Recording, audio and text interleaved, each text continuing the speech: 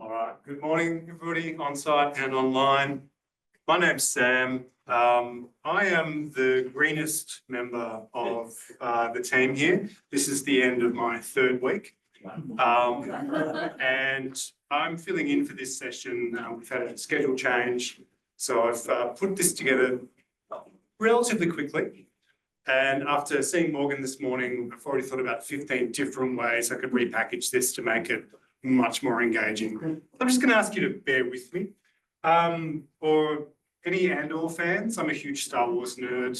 My favourite line, Major Partagas saying, "Calibrate your enthusiasm," really sat with me. I'm going to be talking today about how Chairs uses our IAPs to help essentially generate useful data around our students before they set foot on campus, which is very important to us. But I'm also going to compare this to processes I've used at other schools. Previously, I've been a SEAL program manager and manager of high potential learning programs. So getting data together and using it has been very, very important to me. Now, I don't want to apologise too much before I even get going, but this is not as interactive as it could be. But feel free, when we get to a few certain points, share your thoughts, ask me questions. Go easy on me when it comes to the Chair's specific questions, because I don't even know what I don't know yet. But I will do my best, and I'm hoping Alan might be able to jump in if needed. So, I don't think I need to go into this very much. Chairs is all about access to challenging material, and it's about flexibility in the way that's delivered. So the question we face every year is, how do we use our data best? How are we helping to personalise the way we teach, and how are we ensuring that we're delivering content that suits the needs of our learners the best? So pretty much waking up every morning and thinking about this a little bit more. One of our most important tools is the individual achievement plan. So we use this to help form a picture of students themselves. We use it to essentially give us a starting point of data. And like I mentioned, it's before they set foot. So we're looking for things like goals that they have, and that's quite open. We do include their goals for the semester or the year, but we also have their long-term goals, whether that's tertiary, employment, or beyond. It's a very, very open-ended question. And we're looking to find out little things about students' learning styles, the habits they have that help them to succeed with their learning, and where they perceive their strengths and areas of challenge to be. And we do look for co-curricular enrichment interests, because that informs how we actually lay out our challenge days later in the year. I'll get into a bit more detail in a second. So specifically, these are the questions that we include in our IAP questionnaire. There will be a little bit of a change for next year. We're going to add a little bit more, and it will continue to refine it as we get to understand essentially what we can offer and how to best meet the needs of our students overall. But these are the kind of things we're looking at. We're interested in what flexibility the students have around timetable. Obviously, we run most of our sessions from 4:30 to 6 o'clock at the end of the school day, but we do have the tutorial session, which runs for an hour, and that needs to fit somewhere in the school day. So the students' flexibility around timetable is very important to us. We ask the students about what their goals are for the year and beyond, and that's obviously a great way to get to know them. It also helps us to make sense of how we can meet those needs. We ask about their preferred approaches to learning. We've got a pretty significant challenge in the HyFlex model, because we have students who are appearing online from all across the state, as well as a number who come in face to face. And learning how to match their learning preferences to how we can actually tailor our approach is challenging. We do look for ideas for enrichment and masterclasses, so we do have flexibility in specifically what we can offer, and we want to know early what they're thinking. Obviously, that changes over time as well. It doesn't take very long of engaging with the content material that we offer for the students to start finding new points of interest. But that initial suggestions from the students about what they'd like to learn in masterclasses is really helpful. We do ask questions about travel arrangements. We go to a lot of effort to get our students on site as often as possible, but there's a lot of different factors we need to take on board there. And we do ask if there's anything we might need to consider to accommodate the needs of the students across the board. That's, again, a very, very broad question. The IEP data is sent, or the survey, sorry, I should say, is sent out right at the start of the process. So when they're enrolling is when these questions get put to them. And Alan, correct me if I'm wrong, but within the first 3 weeks, we'll have a meeting, face-to-face meeting or online with the significant teacher that they have. And that goes into a lot of depth. Discussing their responses and taking a lot of notes throughout to help form the best possible picture that we can before the academic year has really gotten rolling. I'll just add on that, I mean, we actually don't teach any classes until that's taken place. So we actually foreground the first 7 days of term 1 is to go through all the IAPs with every single student. Do you find that to be a rewarding process?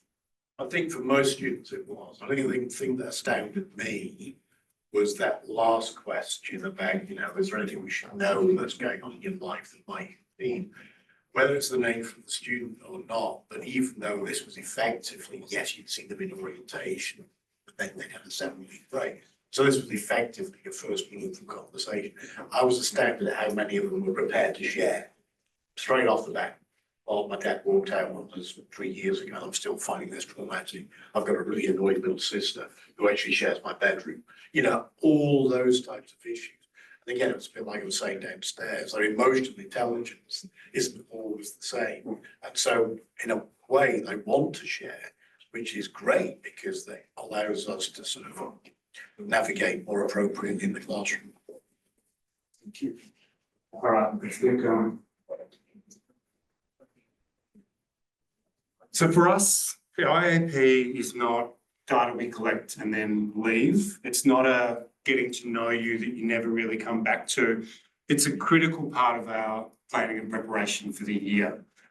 And I will speak a little bit later on about how we want to keep refining our use of this data, but it's really, really important to us. And it gives us a lot. So we get a bit of a feeling about the students' motivation. We get a increased appreciation for where they believe their potential lies. We get a feeling for what kinds of teaching and learning approaches might work for them. And we do get a really good sense of their own voice, how they see themselves, and whether or not they'll advocate for themselves. So I'd like to pause for a moment and just ask you all to reflect, and a quick table group conversation will work for this, but does your school use anything like this? If you did, what would you be looking for? And what do you think you'd be able to do with this kind of data? I'll let you have a little chat for a couple of minutes, and then we'll come back in and see if anybody wants to share. We do, but it goes to parents and survey. We do not ask for any interest in the kids because inevitably you're going to get parents' From interest. South Oakley College. Josh is from that place. So I just remember practically. Where are you from, Andrew? Outlines. That's all secondary. And then our Well, we were primary for 20 years. Worked together in a primary school and then hiring maths teachers to secondary. Yeah. So we've got both books. Person or also, you know, to read Yeah, it's very different.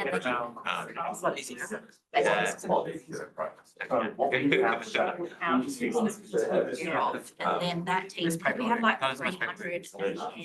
I'm director of English within 3 years. Wow. That, and anyone who's Different, but so similar. he takes the So I, information and disseminates it to other persons. We have the novel hygiene students. Cuts out the, right, just like the Well, human students beings. will, what's that? No, Yeah, and it's not a documented yeah, Excel those spreadsheet, it yeah, has to be yeah, usable yeah, for the yeah. teachers. They filter It in their comes along, I class and think they go, it's okay, that kid has dyslexia, yeah, that The kid's command on side. ADHD. High level thinking, really, and then like come in. We're doing IAP. To say, high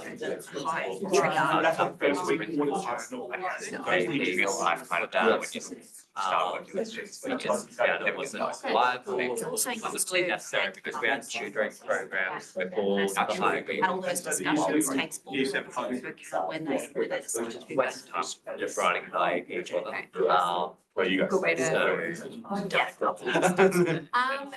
The term do anything feedback on that that. like somewhere, I forget where it was, just thought, I just have to go. there's like sometimes a bit of a tokenistic view. So I'm a primary teacher, so You know, where like not doing well. yeah, exactly. But yeah, there's like this type of conversation like this, but then Just you don't really have time to do anything with that data. It's great that the kids still have hands on the demo, like a bunch of them do, but really go into time to sort of target those. Yeah, exactly. Yeah. So I have a class that does, it's quite a mentors program, so in our mentor program, all the students have two goals. That's what I said. It's kind of majorities. They do like so many goals. And So we've got the the kids report get and them the interested reflection in statements receive got their what they report as well, so they need to we had to have start something that's sort of smart driving in goals, certain run through directions though, smart because goal like the process, kids will come in and and then like, they I needed would like fractions. fractions. And what they, one the curriculum doesn't, you know, we've done fractions in term one and they're asking to do it in term three, and like things like that. So we would like pick a set of things that they can choose from. And then it just becomes pointless. You're going to set reflection, I'll simply Yeah, write. That's sometimes not it just this. feels like. If you want me to write, therefore highlight my earrings. Teachers gave us Oh, you can't. multiple choice question to Happy answer to and do then we that. just laminated So everything the on a performer. class, that's my advanced class Yes. as well. Yeah, In my mentor group. Advanced science is the realize actually that's fairly something like what is the thing that they're very connected, but like acting, doing something about it. Yeah. Same with my own. So someone sent me the reflection, but hadn't sent me the goal.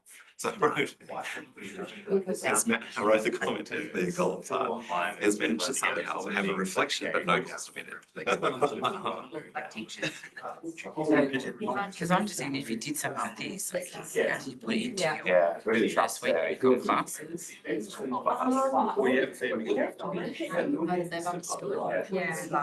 Step up Yeah, the like, roadmap. that's why when we pick like maths and literacy ones, that's usually like sort of teaching. Interventions around we're supposed to refer back to it. And we go, okay, explain didn't achieve that goal. And it's a really central assessment. Here it is. Not too much, but just things like, when people come in and talk to them about whatever else things, and then we have like, Yeah, they don't know this what is your they things want. for us, and our expectations. Yeah. Well, it's like, well, they just expecting. Yeah. Like, they don't understand how to make a curriculum. Like, they're not, like, they just, that's the thing that I want to do. And like, I teach year 5. Revisit Yeah. that obviously back in January, February for the following year. You know, I know. Yes, it's like now. And I have the luxury of being able to do finance. Yeah. Unless you're going to So we write. give them a mix of skills. Every lesson we start with 5 minutes. We just say, choose one of them. Something like that. Choose one. I think it's. Not being correct. That is what you are working with. Like some skills and ones that are. All right, one of the things I hate most about teaching is when you need to interrupt a good conversation. But I am gonna just ask you to, bring that to a close. First on the table conversations, did anybody, for example, hear that somebody in another school seemed to be doing great stuff with data like this? Anyone want to dob in a table mate? It's what I'm asking for. Well, we spoke here about maybe not exactly like this, but very similar processes. So where we have an introduction of our year sevens into our school and that one-on-one interview time that with students and their families, and using that to set expectations, but also get to know something. It's a similar thing that you guys do in terms of cancelling classes for that first week, and all families are doing is just booking in time to meet with the homeroom teacher to go over like what do we need to know about you, and at the same time, what do you need to know about us? It's a really excellent point. I mean, one of the more complex things about CHES is the fact that we do need to create the school culture from scratch every year. And this is definitely one tool in making that happen. The question was raised earlier about whether during the seminar, whether or not the students who are on site achieve better than the students who are not. The difference is negligible. One small thing we have noticed, the students who do come in, what are we talking about? Mostly sort of 4 or 5 students per subject. Oh, no, more. I would say most classes are roughly 50-50 in terms of attendance.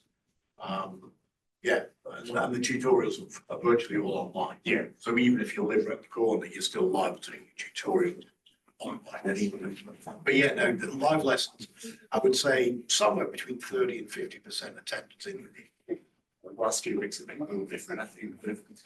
But at any rate, yeah, the students who do come on site do report slightly higher connectedness, but we're talking 4.6 out of 5 instead of 4.5 out of 5. So it's an interesting little point, but getting back to it, you're absolutely right. This is an opportunity to set standards and to create expectations.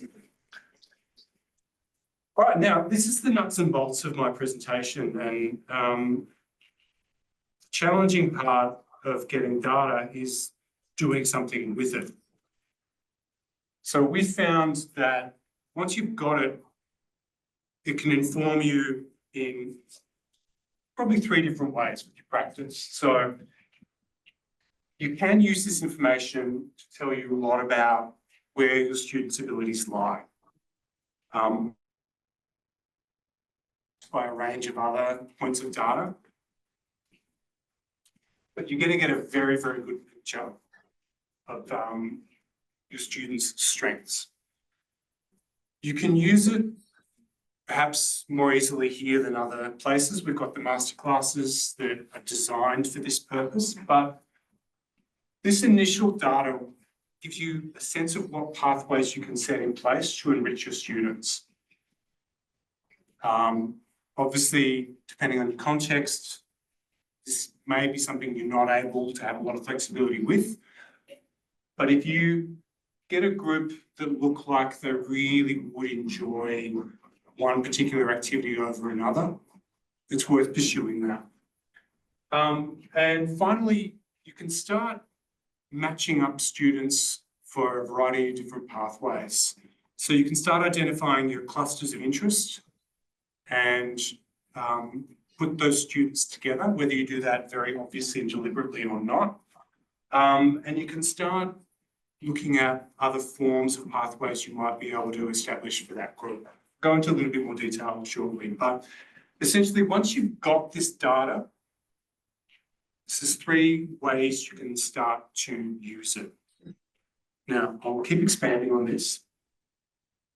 So this is one of our incoming specialist maths students. So currently at year 10, will be starting with us on site in January. And this is the, well, some of the response data they've put up.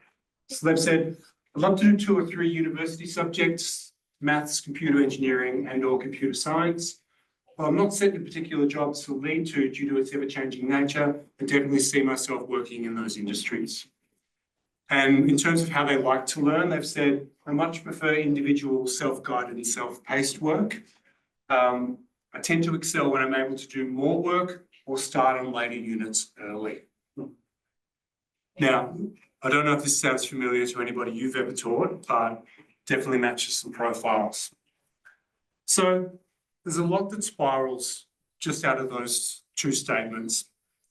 Firstly, I think the student's a really good match for specialists. So if I was selecting, there's plenty here that tells me they're going to match with the subject very, very well. Secondly, one of our main teaching models is, well, one of our main teaching tools is the process of interleaving. And from what I see in that profile, that's going to be a good match. So I'm not going to need to particularly adapt our standard chairs teaching model for this student. Other things might make me question that. Third, when there are opportunities to use breakout groups, I think the student will work well with them, but they're probably going to need a bit more scaffolding than many others would. We set great stock in pre-learning. So we tend not to think about homework as continue with this thinking. We tend to focus on the concept of pre-learning. So read this, work on this ahead of our lesson next week. And I think this student also seems very, very well suited for that practice. I would also, depending on the structure of the course, for this student, I'd think about whether I am happy to give them work from 6 or 7 weeks ahead so they can do more pre-learning and more pre-reading. Again, depends very much on your subject, and there can be traps involved in that as well. But if you've got a student who likes to look ahead and try some of the work ahead, and you don't think it risks their learning otherwise, I'd say the student might be a good candidate for that. However, I'm not a specialist maths teacher, so feel free to disagree with me on that. I know with my own teaching, I do love that practice. I like my students to be able to look all the way through to the end of the course and to think about whether or not they want to start engaging with that material earlier. I'm not overly afraid of them forming misconceptions. I would rather them try, and then if I need to correct that later on. What do you teach? I'm a mixed bag. So I'm going to be teaching extended investigation here. I'm English, humanities, Japanese, media studies, and junior maths. So yeah, a lot of different stuff. I'm sorry, I've gone backwards. And yeah.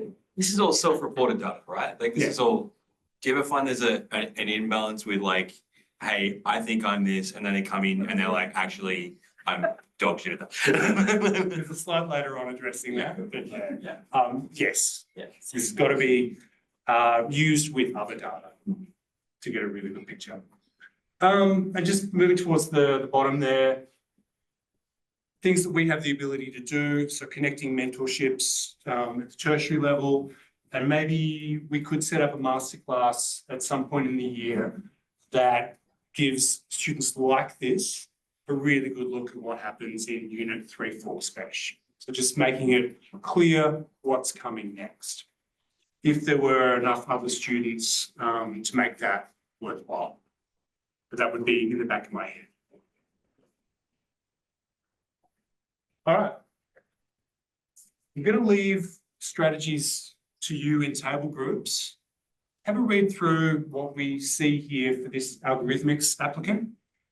Have a bit of a chat. What's suggested in these data points that you would want to try to put in front of this student? I'm going to let you read.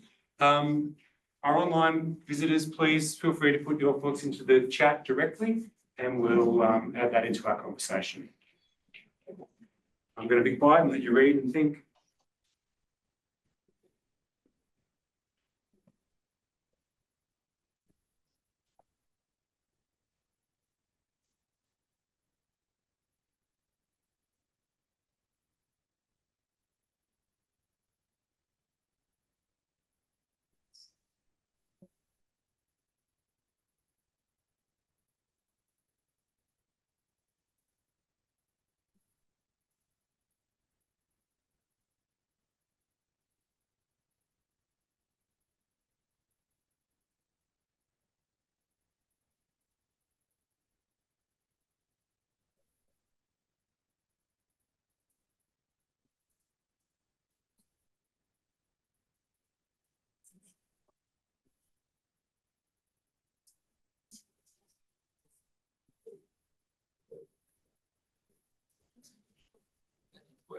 I think you get a lot better at this after you read a lot more responses. Is there anyone trying to help me? You'll just be all right.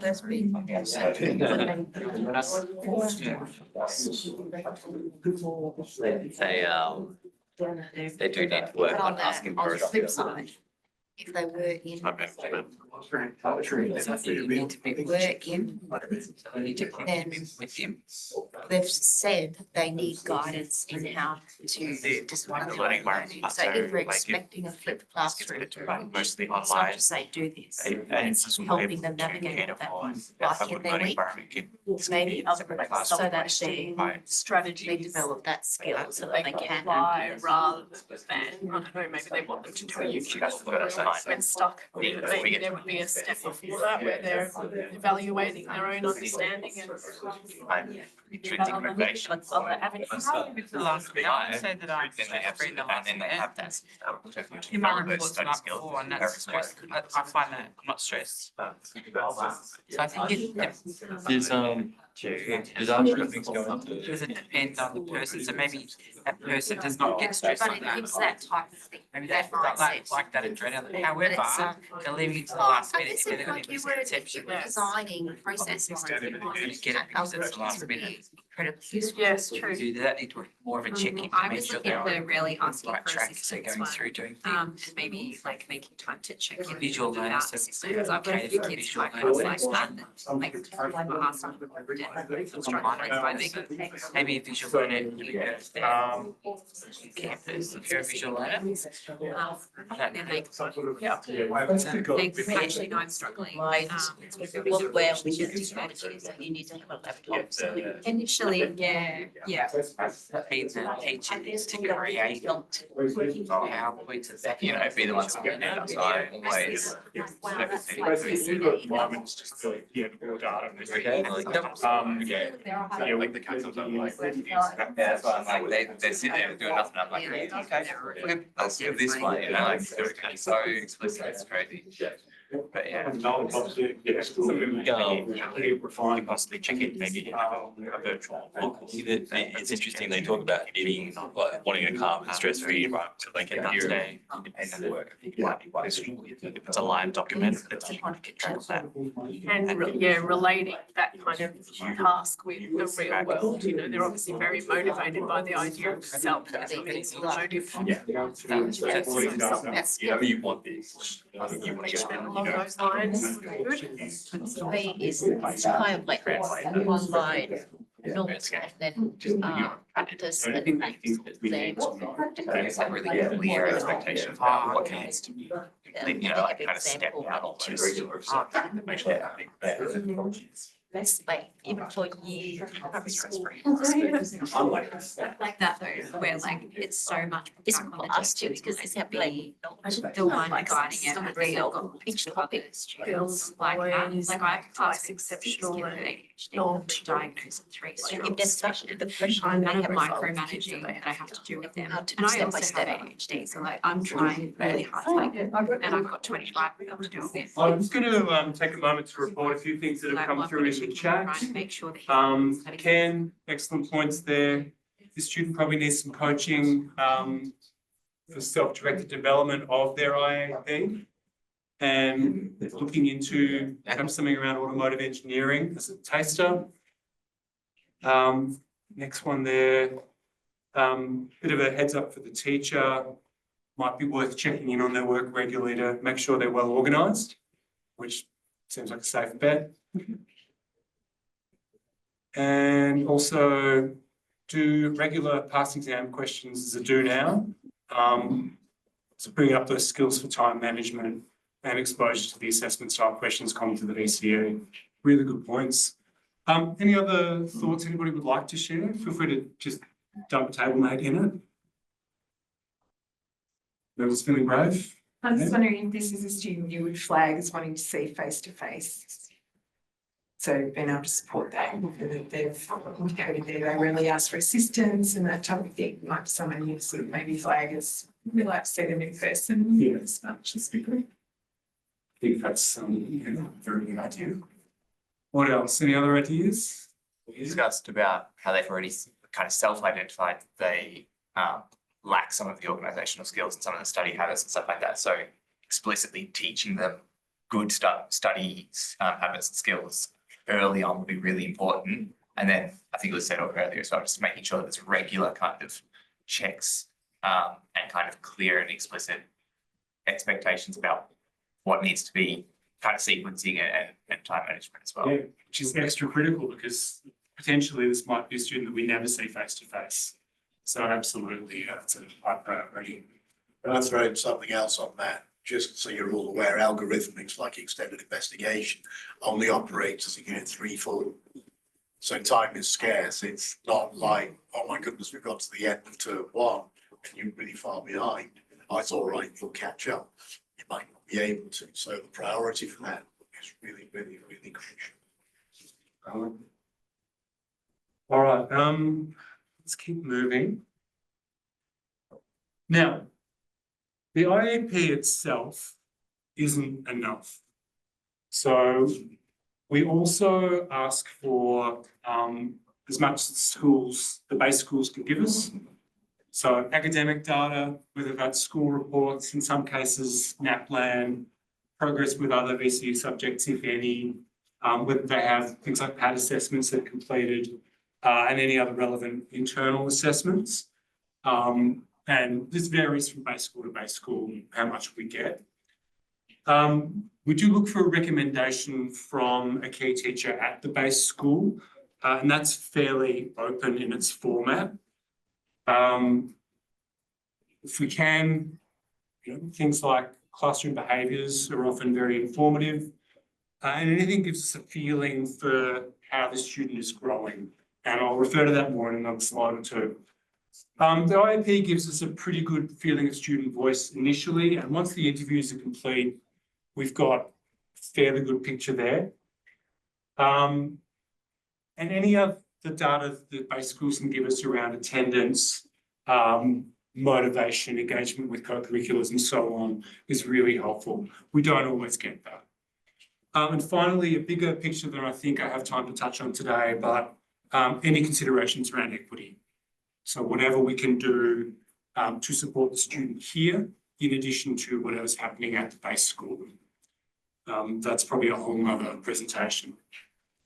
So yeah, in essence, short version, IAP is great. In combination with other data, we start to get a more complete picture.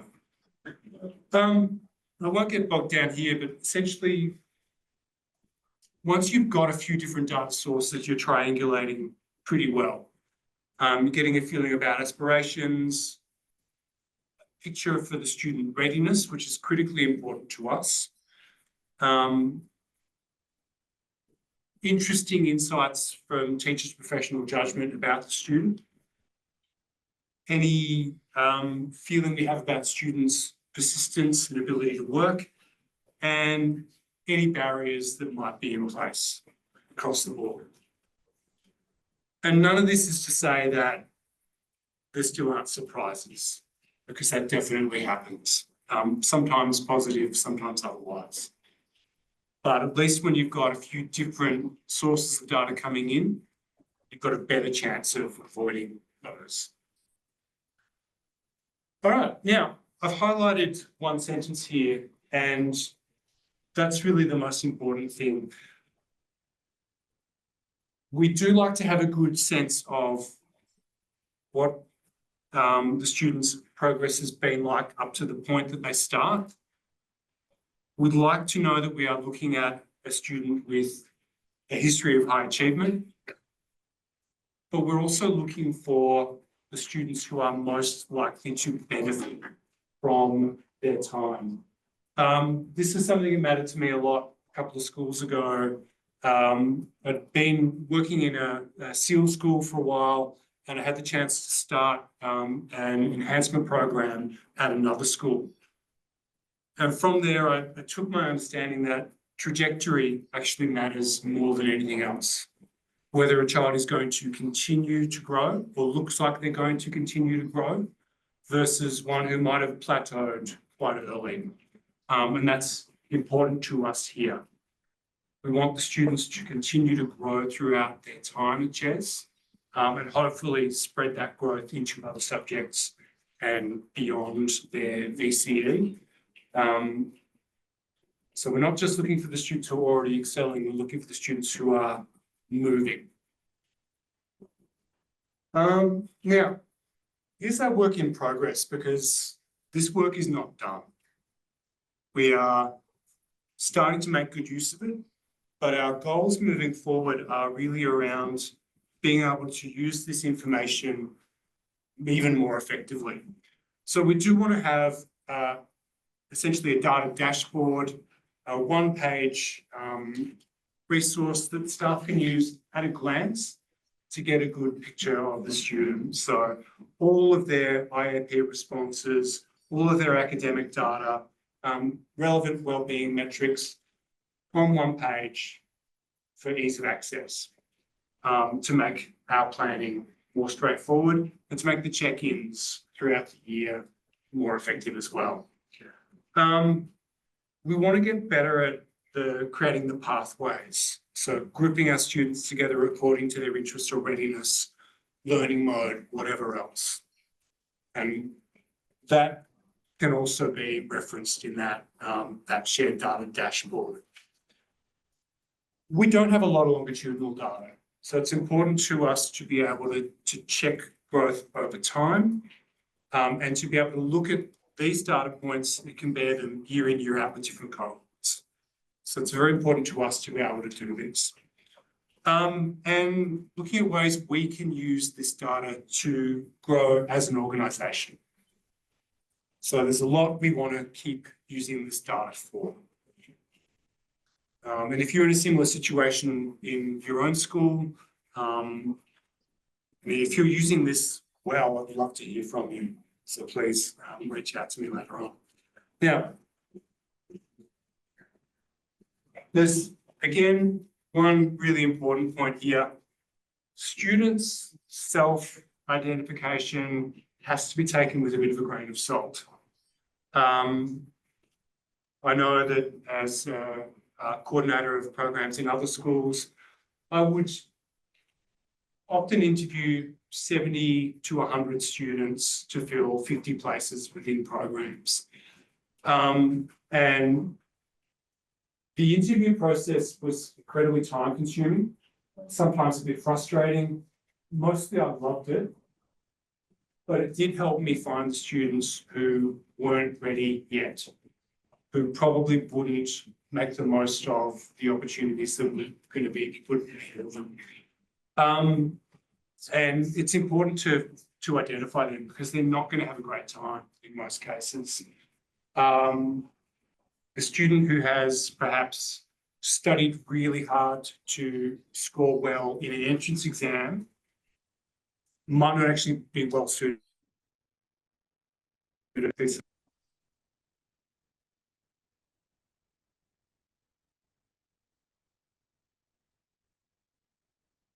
Who may not have achieved as well in the testing, but has a lot to offer to the program and a lot to gain from it. So yeah, it's a very useful tool to us, and it's a constant challenge. We do need to ensure that the data we take remains private and it's always accessed for the right reasons. Thankfully, schools these days make that pretty easy, but it's always in our mind of how we're going to use it, and whether that's the most ethical use of the data. Data fatigue, because the numbers are not the people. We are educating engaged and interested young people. They're not a data point. So it's important to keep that in mind. They're far more than just a collection of data around them. We've got to keep that in our minds. If it ever came to a point where we were perhaps getting a little too streamlined in our gathering and our use of data, we'd need to take a step back and just think, well, hang on, are we still being authentic in gathering student voice? And finally, back to the equity, which is always on our mind here. Are we still offering opportunities for students who might be underrepresented, whether that's in their base school or in some way here? So these are the questions we will never stop asking ourselves and hopefully continue to improve with. So that's really all the talking I want to do, and thankfully the time's gone quite well for that. But this may not be questions for you to address today, but moving forward, if you were to use a similar type of data gathering at your own school, how's it going to help you advocate for your students? What data do you already have? Are you using it well, or if not, how could you use it better? And how could you use the sort of multi-pronged approach to refine your own enrichment programs and how you target them? So that's what I'm going to leave you with today. I hope this hasn't been overly dry. I'm conscious of the amount of talking I've been doing. Does feel a little bit like death by PowerPoint. And I promise this time next year, if you come back, I'll have a much more engaging presentation for you. So with that, I'll hand it over to you. I don't think I'll leave it open to questions for the whole group now, but if you want to have a chat with me for your next presentation, please drop online. And thank you for your time this morning. You any final thoughts? Well, no, I was just going to try and verbalise some of the earlier comments in the chat, which are clearly a number of schools are operating a form of IAP, but there is a feeling within the staff that it's almost tokenistic. It's like, you know, we tick that box, now move on. And I think what we're beginning to do, and Sam's absolutely right, we certainly haven't mastered it, is using the IAP as an ongoing effective measure to actually enhance student growth and development. There we go.